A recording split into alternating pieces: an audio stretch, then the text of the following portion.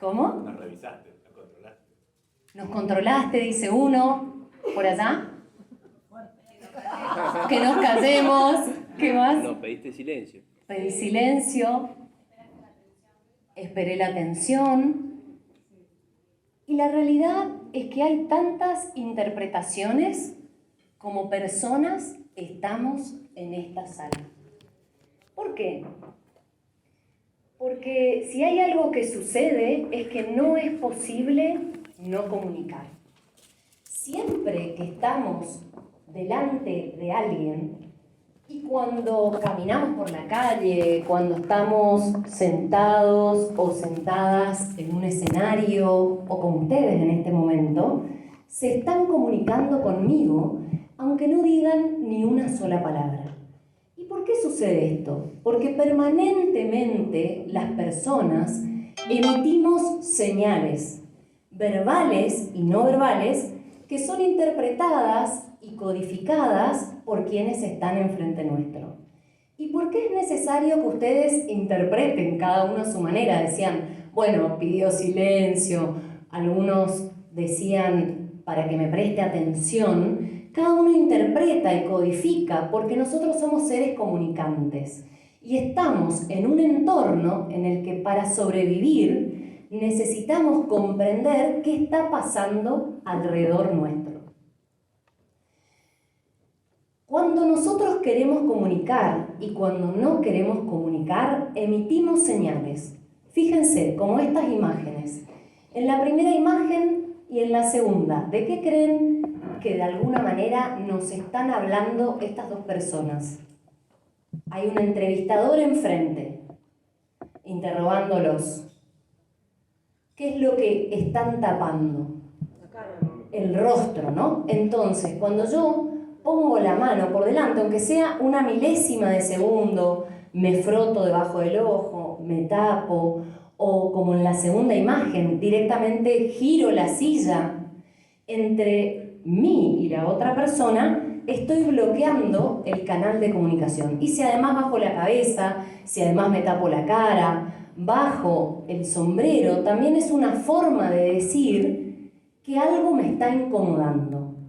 No existe el efecto Pinocho, ¿eh? Hay algo que también vamos a desmitificar en esta tarde. Esto de creer de que porque alguien se toca la nariz, se frota acá o se tapa la cara, miente, eso no es real. Si fuera así, sería muy sencillo saber quiénes son las personas que realmente mienten y no. Esto del efecto de Pinocho, que te crece la nariz así como en las películas, no es real. Sucede en los cuentos de Disney, pero en la vida nos toca ser capaces de decodificar mínimamente cuáles son las señales que en el otro y en mí están marcando confort o disconfort, molestia o no, como si fuera una señal a la hora de hablar. En estas imágenes, fíjense, en la segunda imagen, la mujer se mira las uñas.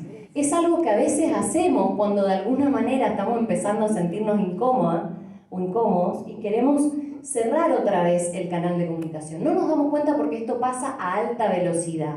Y eso es algo más que voy a buscar mostrarles hoy. Una cosa es lo que ustedes ven en una imagen que se detiene frente a la pantalla, que parece muy sencillo, y otra es lo que sucede a alta velocidad. Nuestros gestos y nuestros microgestos comunican. ¿De qué hablan? De nuestras emociones, de nuestras sensaciones, de nuestros sentimientos, y son un lenguaje complementario al de las palabras. Es decir, que yo con mis gestos, en este momento, estoy reforzando lo que digo. Si yo no soy consciente de cuáles son mis gestos, de cuál es la postura que tengo o lo que yo comunico, después no me puedo quejar de que el otro interprete todo lo contrario a lo que yo quería decir. No, pero yo no dije nada. Yo estaba re bien. Le respondía lo que quería, ¿no? Sí, pero ¿qué decís vos con el cuerpo?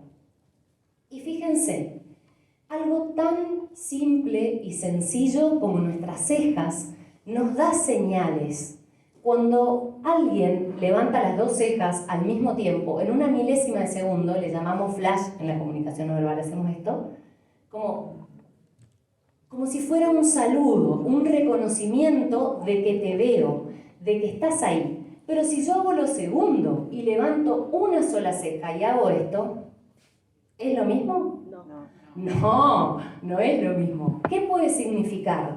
¿O de qué creen eso? A ver, prueben levantar una ceja y díganme qué sienten, los que pueden, porque no todos pueden levantar una sola ceja. Claro, no todos pueden. Levanten la mano los que pueden levantar una sola ceja. Ajá, no son. Bien, entonces cuando yo levanto una sola ceja, desconfianza, recelo, no me está gustando lo que estás diciendo. Y cuando yo directamente no muevo las cejas, cuando estoy hablando y de golpe me hacen una pregunta y no muevo la ceja, a mí no me sale, claramente, lo que sucede es que estoy haciendo un esfuerzo mayor por controlar lo que estoy a punto de decir que no quiero decir, ¿no? Vieron como esa popular cara de póker, ¿no? Justo estamos acá en el casino. A mí me ha pasado también de hablar en el casino Iguazú, no sé acá, pero ahí hay personas que están entrenadas justamente en leer algunos de nuestros gestos o de entender qué nos está pasando. Las cejas, fíjense, se juntan, el ceño se frunce, y entonces, ¿la persona está relajada o cómo empieza a estar? Más preocupada, ¿no? Molesta, preocupada. Cambia rápidamente la señal que me están dando. Ahora, no necesariamente yo me doy cuenta, porque estos son gestos que suceden en una milésima de segundo. Distinto es la postura.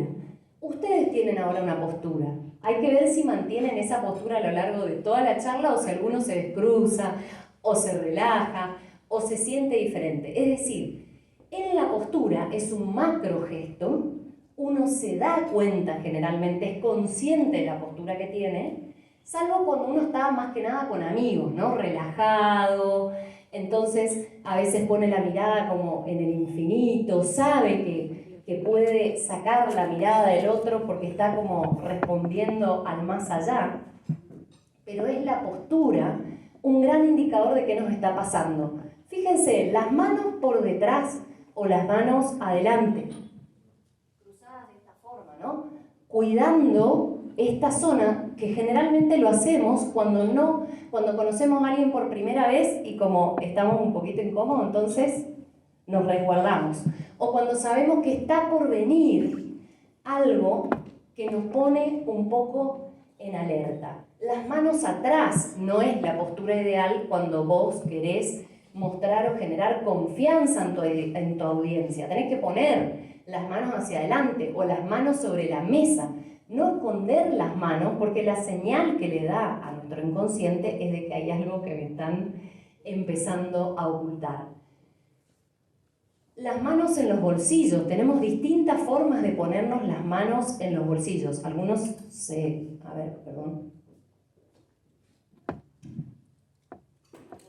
de esta manera.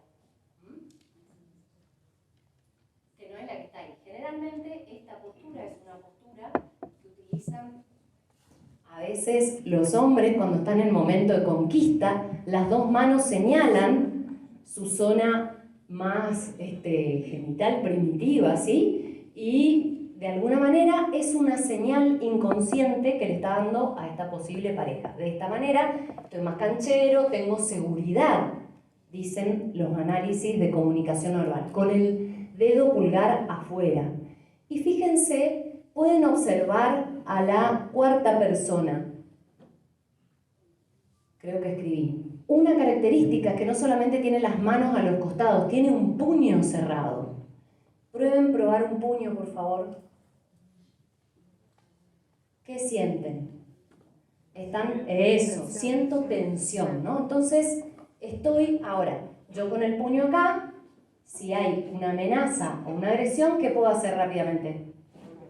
¿No? Entonces, de alguna manera, me estoy comenzando a defender o reclinarme. Muchas veces para entender qué está pasando tengo que ponerme en esa situación y entender el contexto.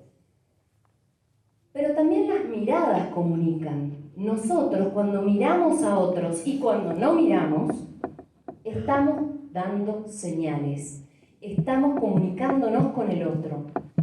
Hay miradas que tocan a distancia.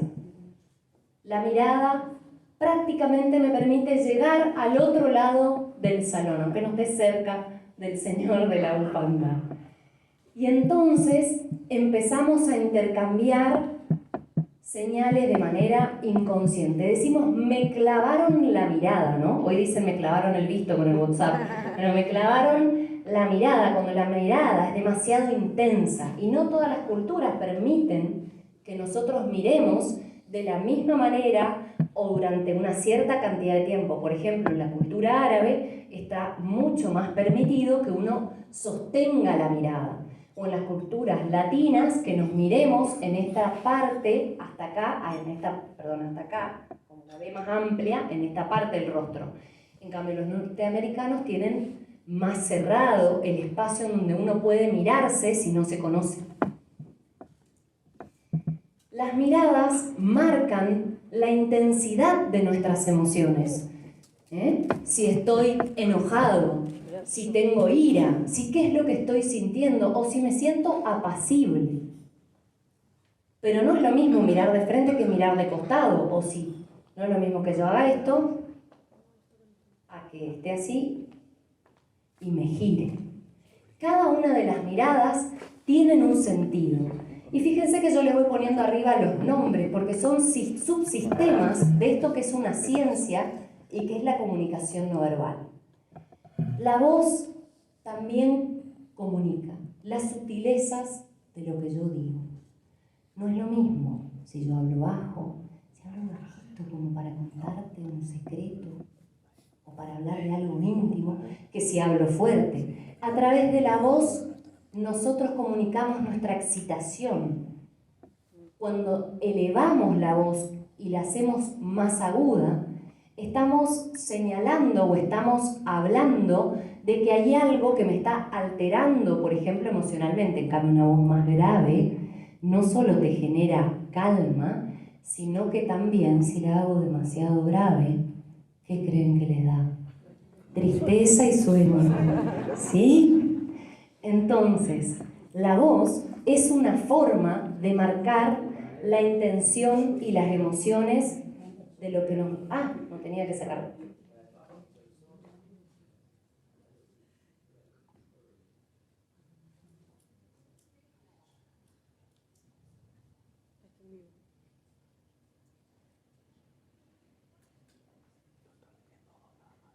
Y me gustaría que vieran este video.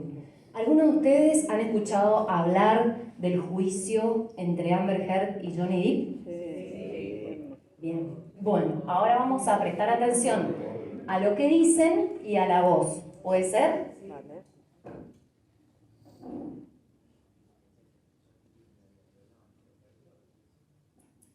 And he slaps me one more time. Hard. I lose my balance. At this point, we're sitting next to each other on the edge of the couch, or I was on the edge of the couch. And I'm all of a sudden realizing that the worst thing has just happened to me that could possibly happen to you, and realize that I wish so much he had said he was joking. Because it didn't hurt. It didn't physically hurt me. I was just sitting there on this carpet, looking at the dirty carpet, wondering how I wound up on this carpet and why I never noticed that the carpet was so filthy before, and I just didn't know what else to do. I didn't know what to say. I didn't know how to react. I just sat there thinking, how much time do I have till I figure out? Bien, ¿y qué les pasa cuando escuchan esto? ¿Le creen?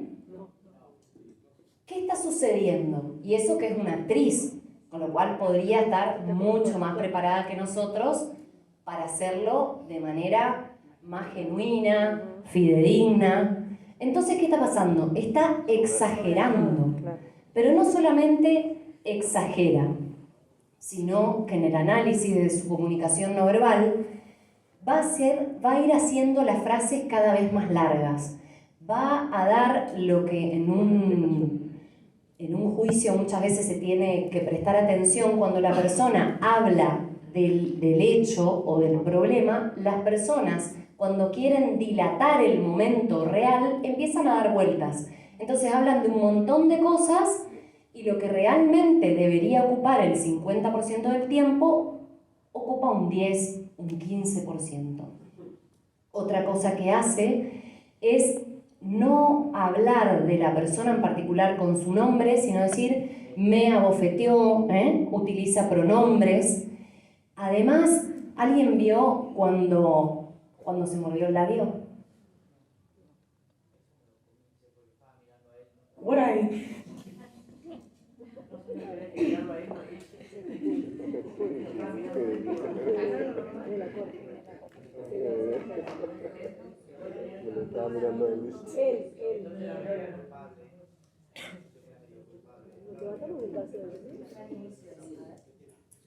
And he slaps me one more time. Ahí lo que hace es bajar las comisuras de los labios hacia abajo, ¿no? Como si supuestamente estuviera triste. Pero ¿qué pasa con las cejas? Están completamente relajadas. Entonces hay una incongruencia entre lo que me muestra toda la zona de la boca y lo que me muestra la zona de las cejas. Porque ¿cuál es el gesto de tristeza? A ver, ¿cómo pondrían los ojos? Seguro que todos saben. A ver, claro, ¿no? Entonces, las cejas se arquean y se van hacia el centro. Y acá no pasa absolutamente nada. Hard. Duro, fuerte. Con la voz, pero no con nada de sus gestos.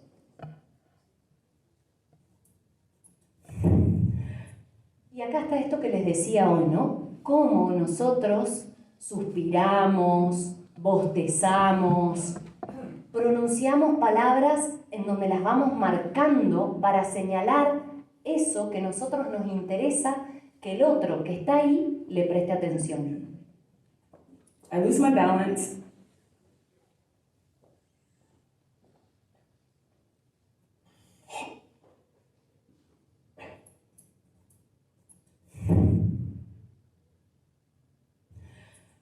I lose my balance. Bien, ahí, ¿lo vieron?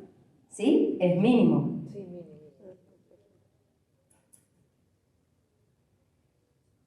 No solamente nosotros con el tono de la voz comunicamos, también comunicamos con la manera en que ocupamos espacio, con la forma de ganar territorio en el lugar en donde estamos. Ay, perdón. ¿Alguien vio esta serie? ¿Criminal? Bueno, esta escena de Isabel, que es la de España, en la que ella entra y fíjense lo que hace. Transforma el lugar y lo hace propio.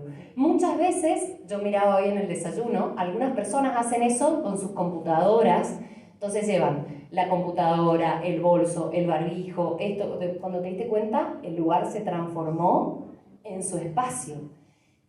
Esto también hacemos o hacen algunas personas con las piernas. Entonces, se sientan y los hombres que hacen se abren completamente, ¿no? Abren las piernas, incluso hasta tocando a la persona que está al costado, ¿no? Como acá estoy. Lo tienen mucho más marcado que nosotras las mujeres, una cuestión biológica, no tiene que ver con lo psicológico. Ahí estaban así. Así está en la foto de hoy. Yo no quise decir nada, pero así aparece en la foto que sacamos hoy. Y está al lado mío. Está la prueba por ahí, está al lado mío. Entonces uno busca de manera natural, biológica, esto no tiene que ver con lo psicológico, ganar espacio. Si además uno sabe, ¿sí? Si además uno sabe, lo hace adrede. Han hecho una campaña en muchos lugares en donde pedían y explicaban la importancia de no hacer eso, sobre todo en los lugares públicos. Porque van hombres, mujeres, niños. Entonces, esa forma de ocupar espacio saca espacio al resto. Nosotros también, a través de la proxémica, marcamos el liderazgo. Rápidamente, cuando saludamos a alguien, en los primeros 60 segundos, establecemos paridad, superioridad o inferioridad. Le dejamos bien clarito al otro que es que puede ser igual a mí, con lo cual podemos ser socios, intercambiar, cooperar, o que ese vínculo va a ser desparejo, en el cual uno de los dos está por encima del otro. Esto está muy estudiado por los políticos, que por supuesto lo entrenan y tratan de hacerlo todo el tiempo. También en la proxémica nosotros estudiamos en la comunicación no verbal el uso de los espacios.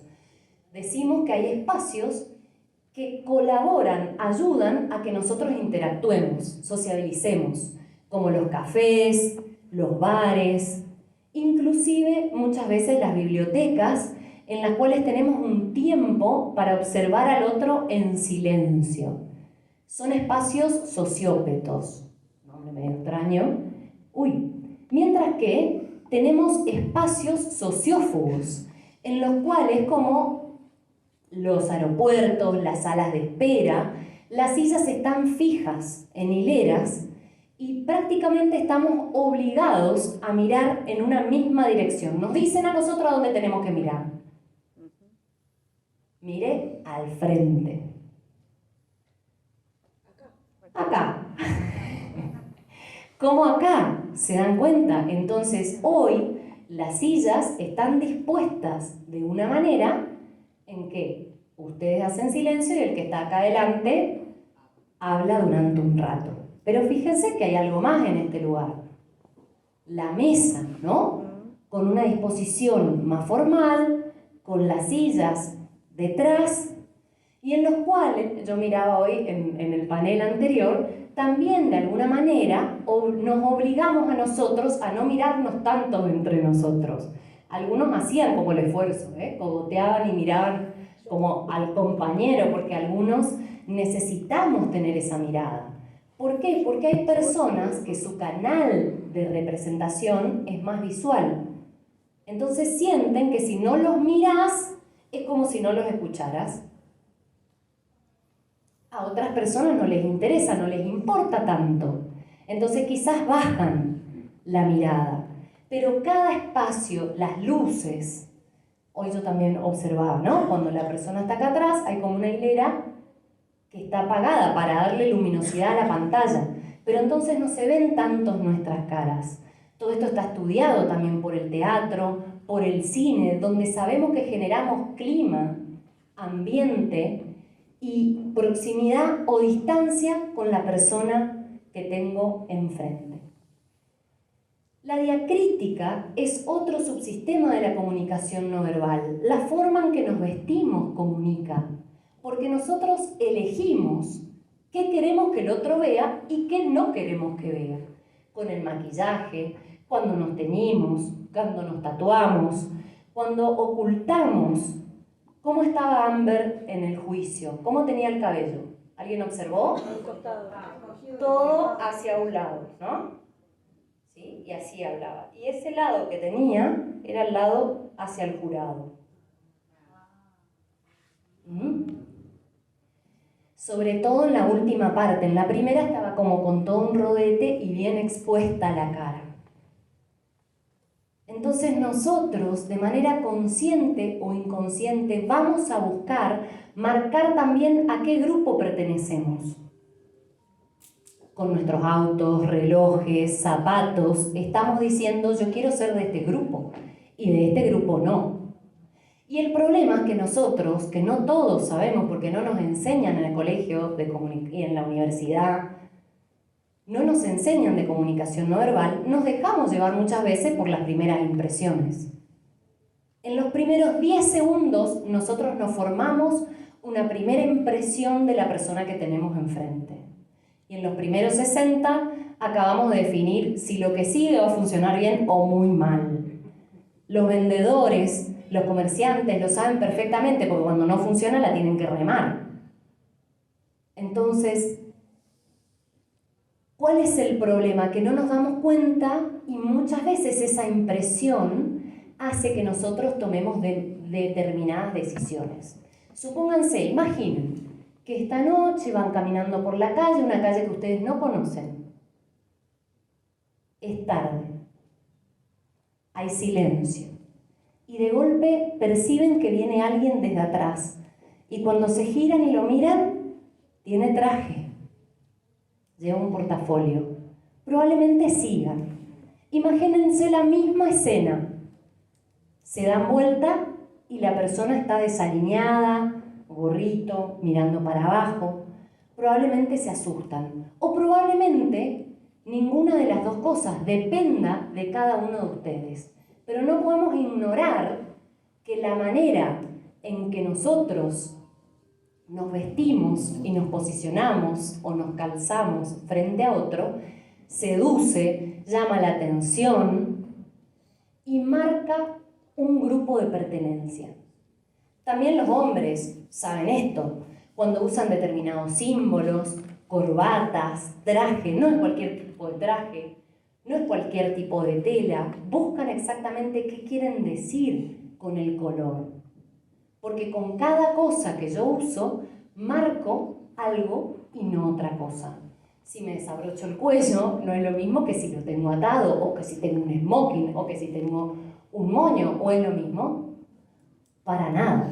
Entonces, cada una de estas cosas marca algo específico a la persona que tengo enfrente.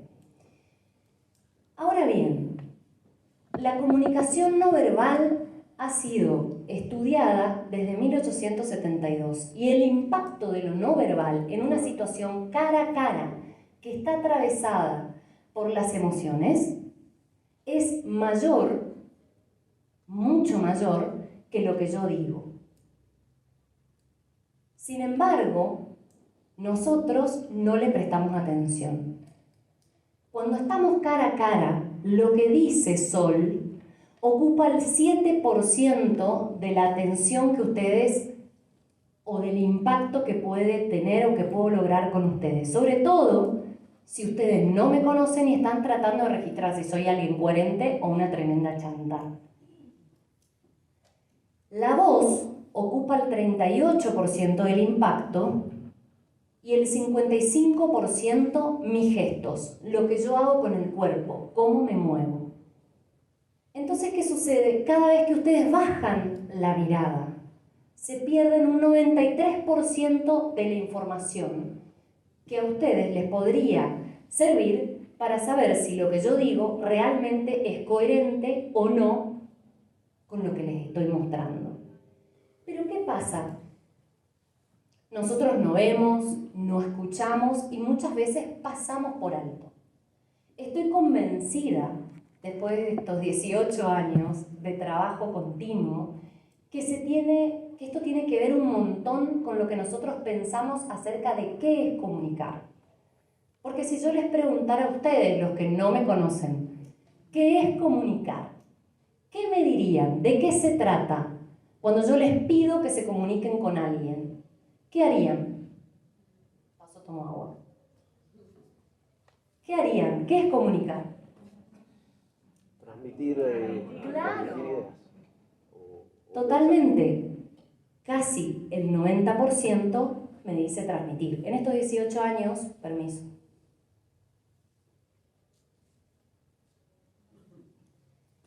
Cuando coacheo a los profesionales o cuando trabajo con su oratoria, siempre empiezo con la misma pregunta. Esta pregunta, ¿qué es para usted comunicar? ¿Y qué haría si le digo que se comunique con alguien? La respuesta siempre es la misma.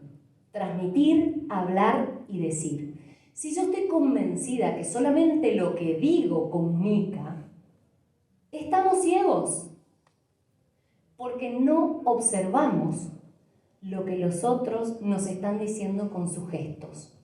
Que muchas veces es, che, acá estoy, hola, o estoy incómodo, o tengo miedo, o me siento mal, o la verdad que me quiero ir.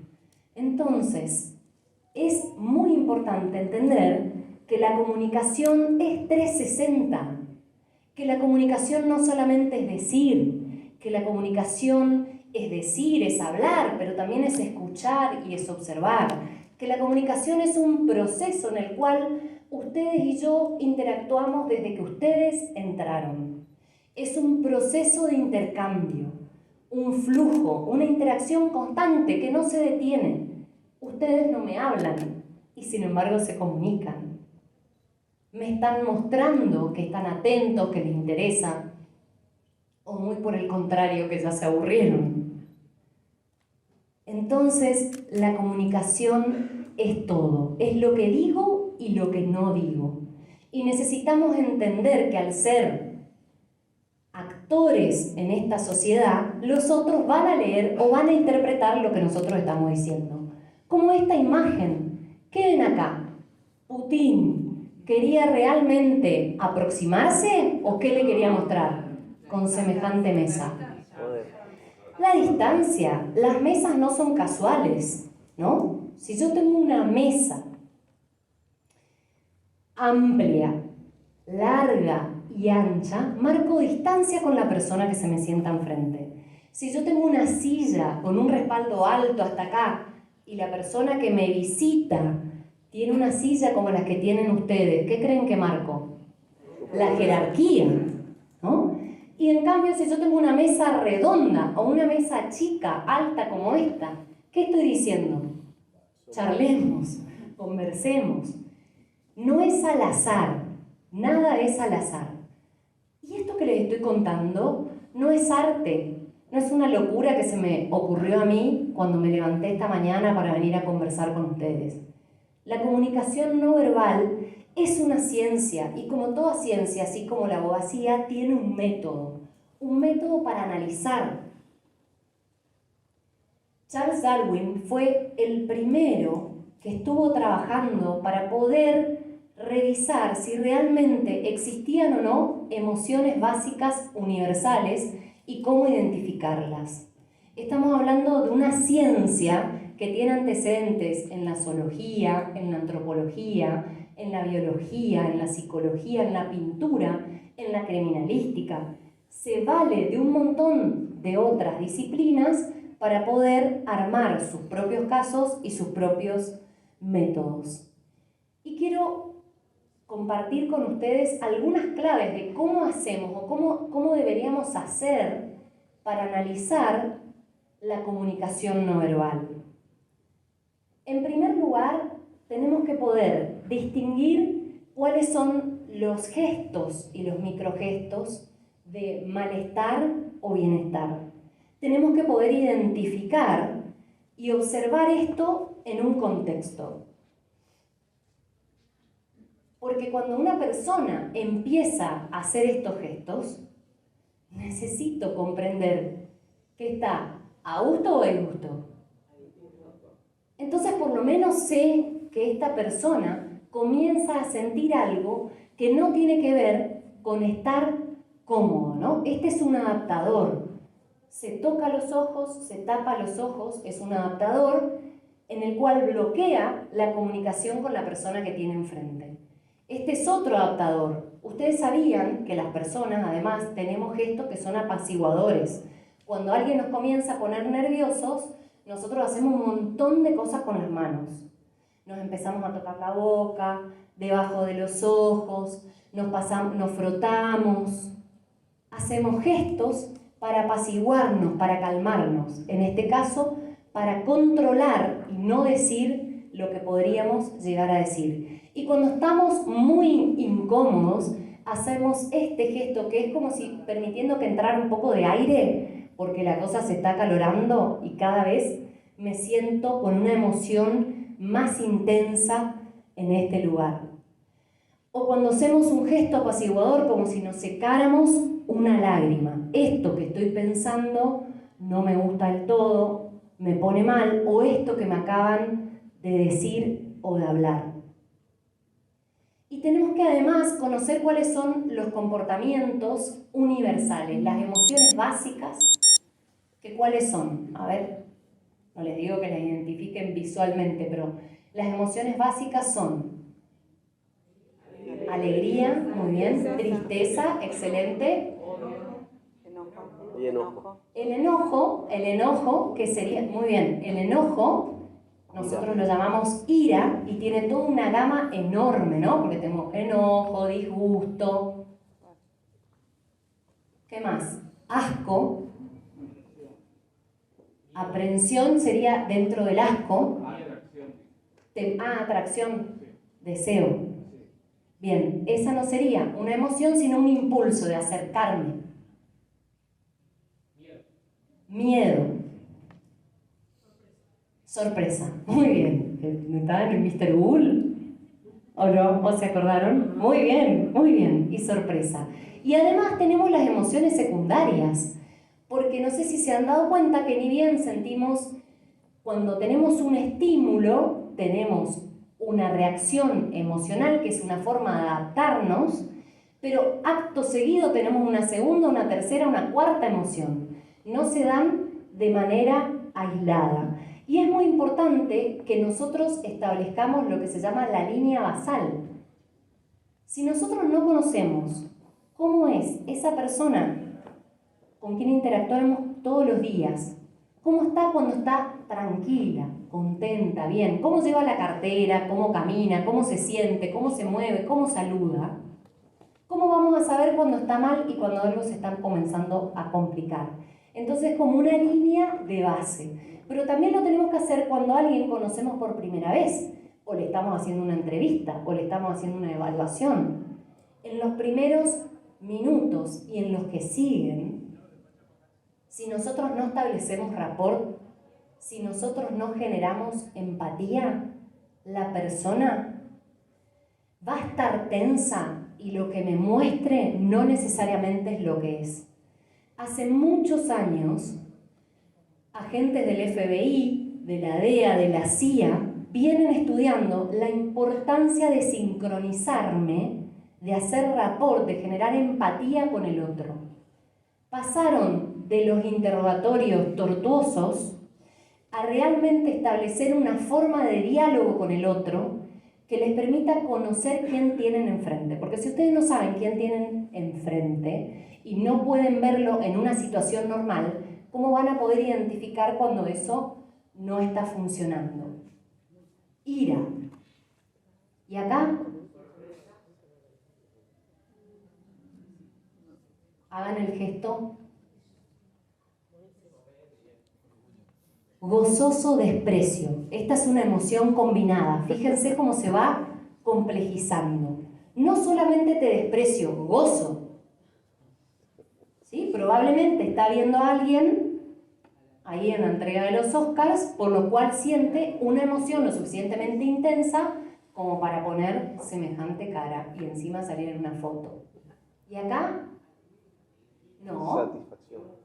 Triunfo, muy bien, triunfo, que es una emoción combinada, que no es lo mismo el triunfo que el orgullo, porque ¿cuál es la diferencia entre triunfar y estar orgulloso? No es tan fácil, ¿eh? Bien, entonces, cuando vos estás orgulloso, has tenido un cierto conocimiento cognitivo y es una emoción con vos, no es una emoción para otros, el orgullo. En cambio, el gesto de triunfo es generalmente ni bien terminás una carrera o ni bien terminás algo que te funcionó bien y es con el otro, es compartida. ¿Se comprende? Y hay que revisar cuáles son los gestos que se repiten.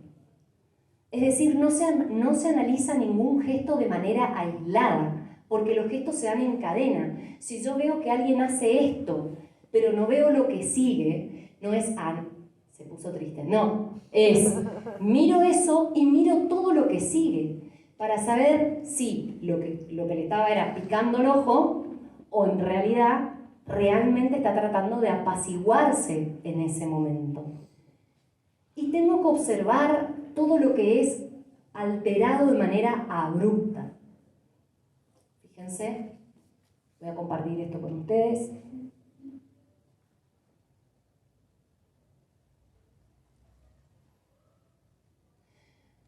Desde que nosotros somos pequeños, estamos todo el tiempo tratando de interpretar a la persona que tenemos enfrente. Cuando nacemos, con nuestra mamá, con nuestro padre, con esas personas que están alrededor nuestro, hacemos un esfuerzo por comprender e interpretar qué está sucediendo. Y aparecen las señales no verbales. Y lo primero que tenemos que ver, como les decía hoy, es, ¿esta persona está en confort o disconfort? ¿Qué les parece? ¿Está? Fíjense, ven cuando se empieza a mover, que no es sencillo, está tranquila, neutra. No está ni bien ni mal, pero está más hacia bien. ¿Por qué? Porque toda esta zona, a ver si yo marco acá, toda la zona de la frente está relajada.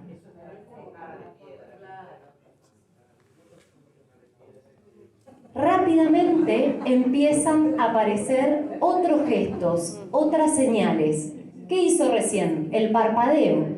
Si yo estoy conversando con alguien y estoy tranquilo, tengo un parpadeo constante. Cuando me empiezo a preocupar o estar un poco molesto, o excitado, empiezo a aumentar la cantidad de veces en que parpadeo.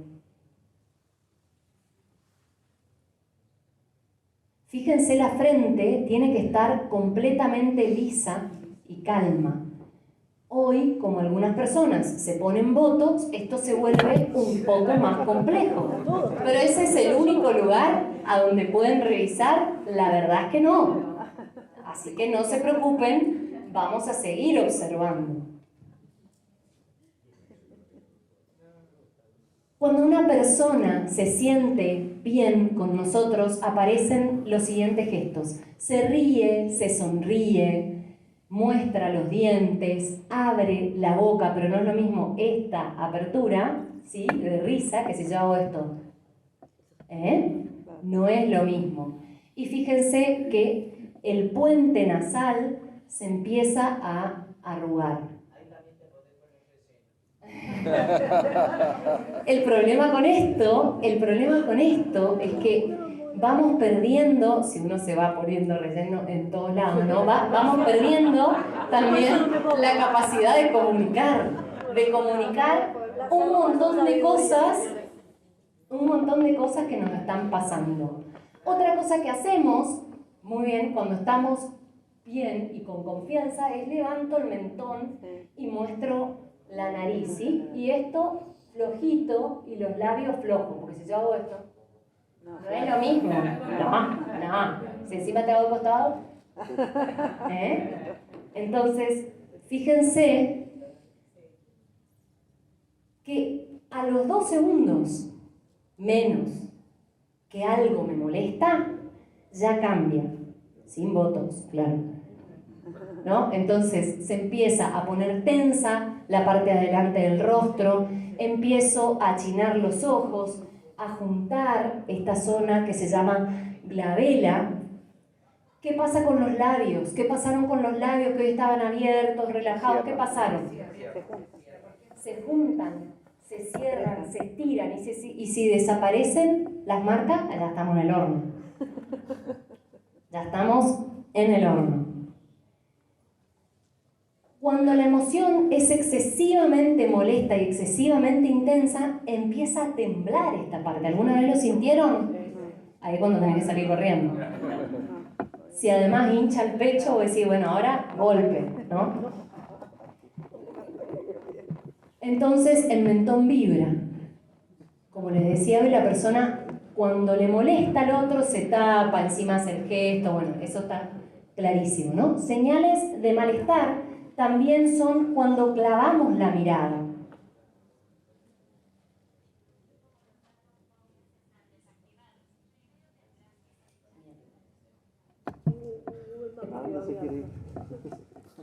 Entonces, ¿qué es sumamente importante?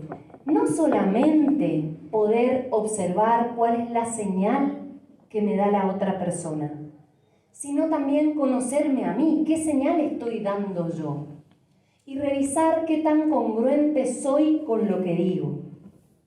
Ustedes sabían que cuando una persona miente o cuando una persona no está siendo sincera, algo no nos cierra, automáticamente nosotros le prestamos atención ¿a qué?